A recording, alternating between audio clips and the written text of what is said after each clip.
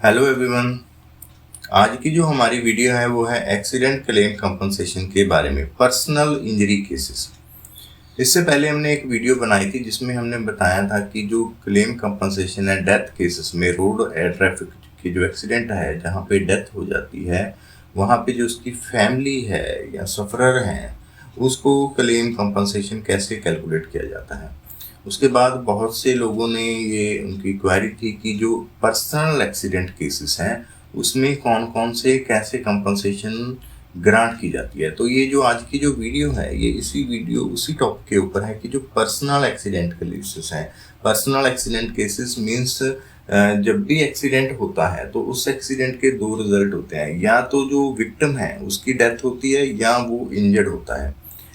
Death cases की जो compensation की वीडियो है वो हम ऑलरेडी बना चुके हैं, कैसे उसकी कैलकुलेशन होती है। उस वीडियो का जो लिंक है वो आपको इस वीडियो की डिस्क्रिप्शन बॉक्स में मिल जाएगा।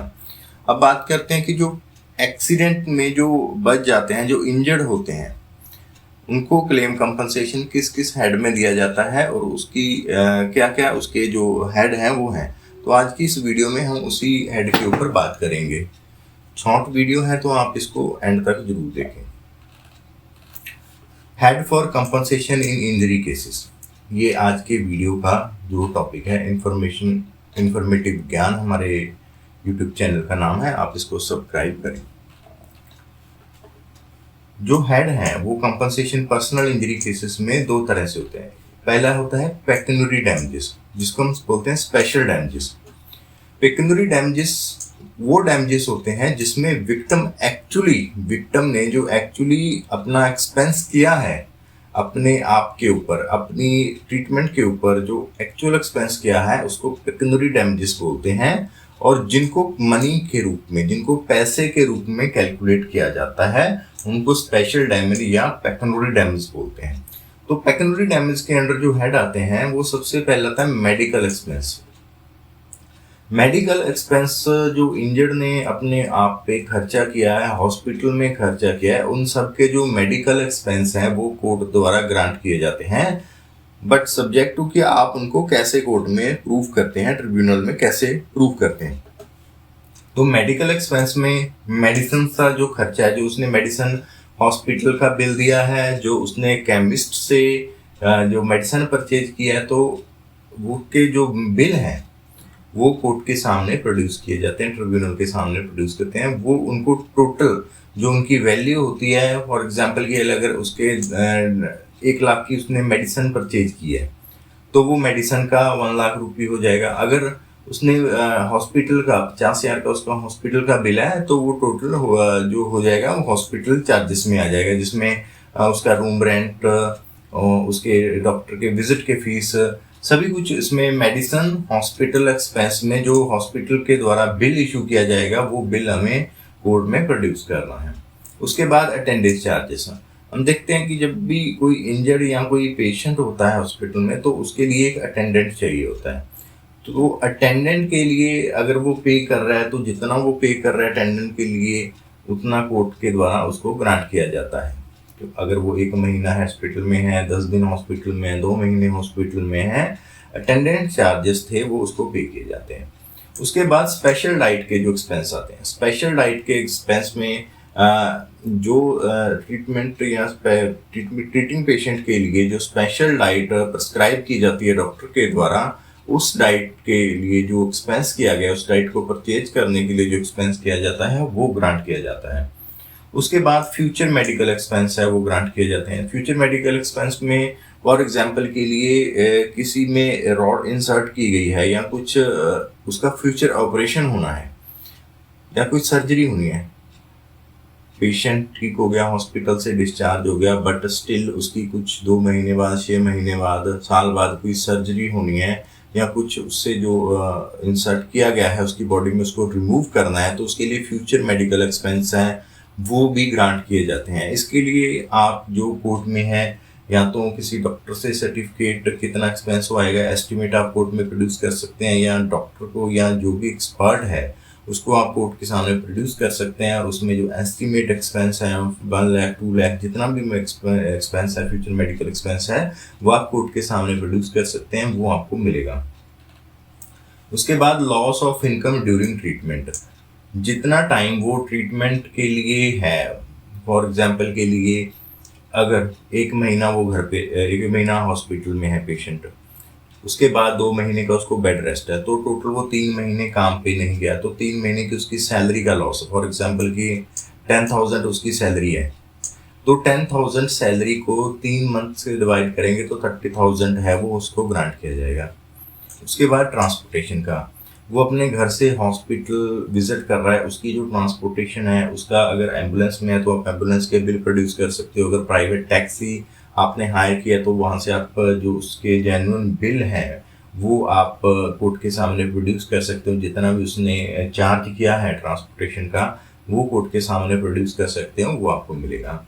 उसके बाद loss of earning capacity for disability, इस इंजरी के बाद डॉक्टर अगर disability for shortening of leg हो जाती है या पर्टिकुलर कोई एम्पुटेशन हो जाती है किसी जो पार्ट ऑफ बॉडी की, तो उसके लिए जो डॉक्टर मेडिकल बोर्ड है वो डिसेबिलिटी सर्टिफिकेट इशू करता है, तो उसकी जो लॉस है डिसेबिलिटी की जो कैलकुलेशन है उसके ऊपर भी जो अमाउंट है वो कोर्ट ग्रांट करती है। डिसेबिलिटी की कौन कौन से हेड है, कौन से डिसेबिलिटी कैसे कैलकुलेट होगी, उसके लिए हम फर्दर एक और वीडियो और अलग से बनाएंगे। तो लॉस ऑफ अर्निंग कैपेसिटी के लिए डिसेबिलिटी का पैसा भी मिलता है। फॉर एग्जांपल के लिए हमने यहाँ पे 10% है वो डिसेबिलिटी ली है, इंजर्ड को सर्टिफिकेट इशू किया गया है डॉक्टर के द्वारा 10% डिसेबिलिटी का, तो उसकी इनकम है 4,000 है। मल्टीप्लायर के साथ, मल्टीप्लायर मेथड के साथ डिसेबिलिटी कैलकुलेट होती है, 17 का उसकी एज के हिसाब से मल्टीप्लायर लगता है, तो जो लॉस है डिसेबिलिटी अर्निंग कैपेसिटी का वो 4,000 का 10% और उसको 12 से मल्टीप्लाई करके मल्टीप्लाई बाय 70, तो जो भी अमाउंट आएगा कोर्ट उसको under the loss of earning capacity disability के अमाउंट पे उसको वो ग्रांट करेगी। तो ये हमारे पेक्यूनरी डैमेजेस हैं। पेक्यूनरी डैमेज फिर से बता रहा हूँ कि जो डैमेजेस हैं उनको पैसे में कैलकुलेट किया जाता है और जो एक्चुअली इनकर्ड किए, एक्चुअली एक्सपेंस किए गए हैं क्लेमेंट के द्वारा, वो पेक्यूनरी की लिमिट में आते हैं।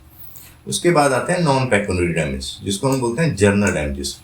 नॉन पेक्यूनरी डैमेज हैं जिनको अर्थमेटिकल कैलकुलेशन के द्वारा उनको असेस नहीं किया जा सकता, अभी ये इसमें कितना होगा। तो reduction in life expectancy, shortening of normal longevity. Normally court जो ग्रीवियस इंजरी केसेस हैं, जहाँ पे सीवियर इंजरी है, उन केसेस में ही ये ग्रांट करती है। नॉर्मल जो पर्सनल इंजरी केसेस है उसमें कोर्ट इनको ग्रांट नहीं करती है। Reduction of in life expectation means कि अगर किसी की जो एज है वो 50 साल है और उसने और 10 साल या 20 साल उसने जीवित रहना था, बट उसकी जो इंजरी की वजह से वो 50 की बजाय 70 साल की बजाय 55 साल में उसकी डेथ होने की संभावना है, तो जो उसकी रिडक्शन इन लाइफ एक्सपेक्टेंसी है, शॉर्टनिंग ऑफ नॉर्मल लॉन्गेविटी है, वो कम हो जाती है। तो इसके लिए कोर्ट है वो डैमेजेस अलग से कैलकुलेट करती है। उसके बाद loss of prospect of marriages. Prospect of marriages, अगर कोई अनमैरिड है तो उसको इंजरी हो जाती है, डिसेबिलिटी हो जाती है, जो उसके मैरिज के प्रोस्पेक्ट्स हैं वो कम हो जाते हैं।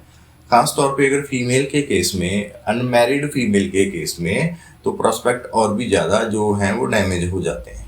अगर वो इंजर्ड हो चुका है या उसकी कोई डिसेबिलिटी है, फेस के ऊपर उसकी कोई डिस्फिगरेशन है, तो वो जो मैरिज प्रोस्पेक्ट है इसके लिए कोर्ट है वो ग्रांट करती है, लमसम में पैसा ग्रांट करती है। लॉस ड्यू टू डिस्फिगरमेंट, इसके लिए भी कोर्ट है वो पैसे ग्रांट करती है। उसके बाद pain and suffering, during treatment, after the treatment pain and suffering के लिए कोर्ट लमसम पे पैसा ग्रांट करती है। नॉर्मल पर्सनल इंजरी केसेस में, नॉर्मल केसेस हैं, कोर्ट इसमें पैसा ग्रांट करती है। उसके बाद loss of immunities of life. Loss of immunities में जैसे कि मैरिज प्रोस्पेक्ट इसी में इंक्लूड होता है, बट कोर्ट अलग से भी इसको कर देती है। लॉस ऑफ इम्यूनिटी में जो उसकी डे टू डे रूटीन, उसने भागना था, दौड़ना था, किसी अपने मैरिज फंक्शन में एंजॉय करना था, चाहे अपने जॉब पे जा रहा है वहाँ उसने प्राउडली जो काम करना था बट उस इंजरी की वजह से वो नहीं कर पा रहा, जो एंजॉयमेंट है लाइफ का वो कम हो गया, तो इसके अंतर्गत भी कोर्ट है वो डैमेजेस है वो ग्रांट करती है। तो ये नॉन पेक्यूनरी डैमेजेस है। तो नॉर्मल जो केसेस हैं उसमें कोर्ट इन हेड के अंदर जो मेडिकल एक्सपेंस है पेक्यूनरी डैमेज अंदर loss of during transportation, disability, और इसके अंदर तो कोर्ट उनको ग्रांट करती है।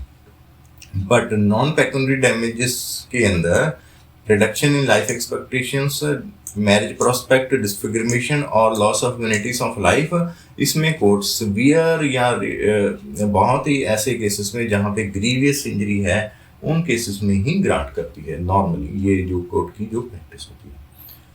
तो होप आप सभी को ये वीडियो थी वो समझ में आई होगी।